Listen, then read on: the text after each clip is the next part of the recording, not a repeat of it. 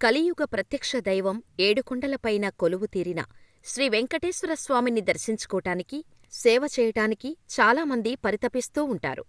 స్వామివారి సేవ చేసుకొని దర్శించుకునేందుకు తెలుగు రాష్ట్రాలే కాదు, ఇతర రాష్ట్రాలే కాదు, విదేశాల నుంచి భక్తులు పోటీపడి మరీ వస్తుంటారు. వీరికోసం టీటీడీ ఆన్లైన్, ఆఫ్లైన్లో దర్శన టికెట్లు కేటాయిస్తోంది.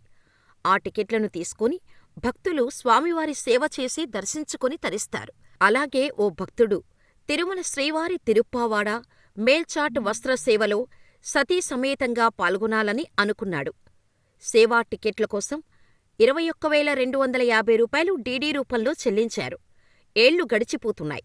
అదిగో వస్తుంది, ఇదిగో వస్తుంది అనుకుంటూ స్వామివారి సేవ చేసుకునే భాగ్యం కోసం ఎదురు చూస్తూనే ఉన్నారు. ఏళ్లు గడిచినా వారికి అవకాశం రాలేదు.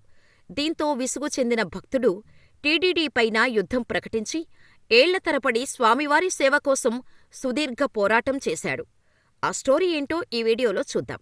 మహబూబ్నగర్ జిల్లా కేంద్రంలోని పద్మావతి కాలనీకి చెందిన చంద్రశేఖర్ దంపతులు, వారి కుమారుడు, కోడలు స్వామివారి మేల్చాట్ తిరుప్పావి సేవ టికెట్ల కోసం 2008 నవంబర్ 26న టీటీడీకి 21,250 రూపాయలు డీడీ రూపంలో చెల్లించారు. ఏళ్లు గడిచినా అటువైపు నుంచి స్పందించకపోవటంతో చంద్రశేఖర్ టీటీడీపై ఒత్తిడి తీసుకొచ్చారు. దీంతో 2021 సెప్టెంబర్ 10న సేవలో పాల్గొనేందుకు టీటీడీ అవకాశం కల్పించింది. కోవిడ్ కారణంగా సేవలు రద్దు చేసి బ్రేక్ దర్శనం కల్పిస్తామని అప్పట్లో భక్తుడికి సమాచారం ఇచ్చింది టీటీడీ.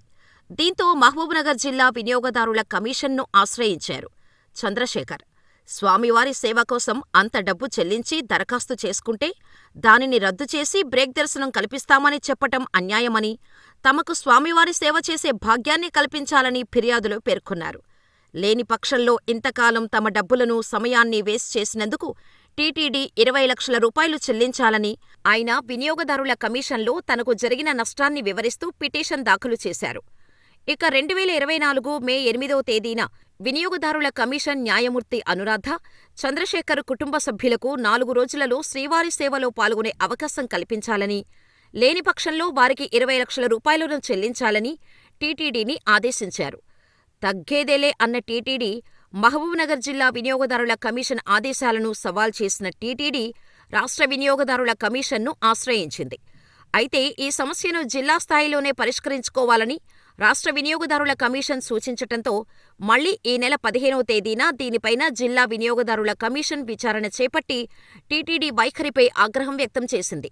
తాము ఇచ్చిన తీర్పుకు కట్టుబడి శ్రీవారి సేవాభాగ్యం కలిగించాలని, అలా కాకపోతే భక్తులకు చెల్లించాల్సిన 20 లక్షలలో 50% డిపాజిట్ చేయాలని, లేదంటే జైలుకు వెళతారా అంటూ ప్రశ్నించింది.